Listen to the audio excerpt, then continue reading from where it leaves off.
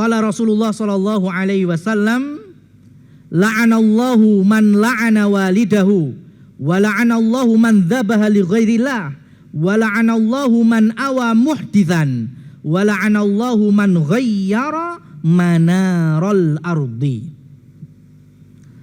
Yang kedua yaitu bentuk cacat penyimpangan dalam tauhid, menyembelih bukan karena Allah. Kalau Allah sudah melaknat itu mesti dosa besar.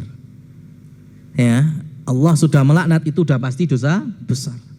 Allah melaknat siapa saja yang melaknat ayah ibunya. Loh kok bisa? Emang ada orang anak kok melaknat ayah ibunya? Bisa. Dengan apa? Melaknat orang tua saudaranya atau kawannya. Ini biasanya lok-lokan zaman kecil mas. Ngelok nih bapake.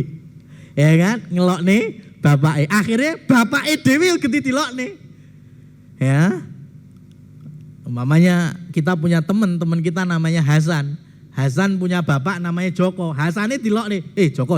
Nah itu. Akhirnya kita punya ayah siapa ganti dilok nih. Ya, lah hal semacam ini disebut melaknat orang tua kita sendiri. Kenapa? Ya karena kita sing gawe perkara. Ya, kita yang bikin perkara. Nah, terkait dengan masalah akidah, nanti dibuka surat Al-An'am ayat 108. Allah berfirman, "Wala tasubbul ladzina yad'una min dunillah fayasubbullaha adwan bighairi ilmin." Ini yang sempat panas beberapa hari lalu. Janganlah kalian mencela, menghina sesembahan-sesembahan selain Allah yang disembah oleh orang-orang.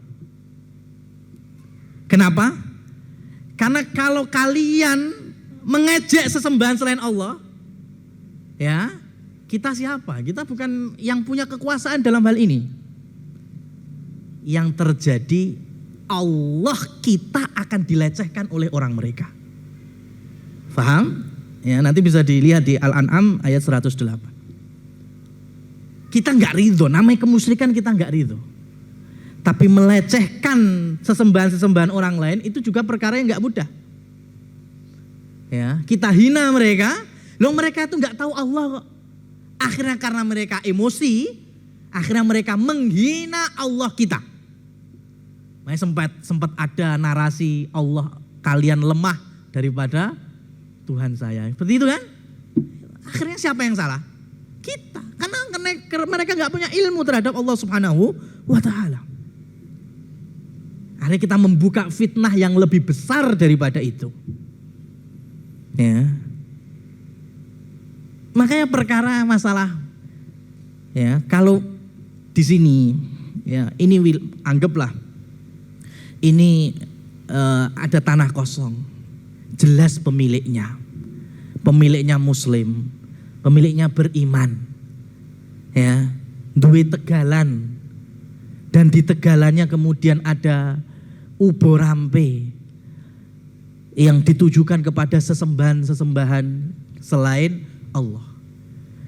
Lah ini kalau sing duwe lemah, arek gua, areknya apa? Bebas apa enggak mas?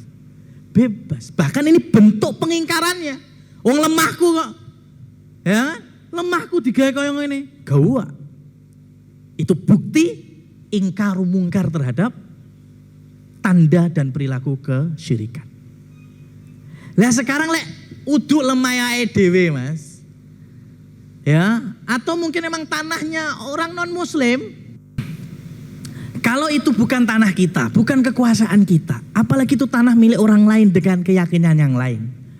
Dengan, ya itu karena kita nggak punya ilmu, akhirnya kita rusak sesembahannya.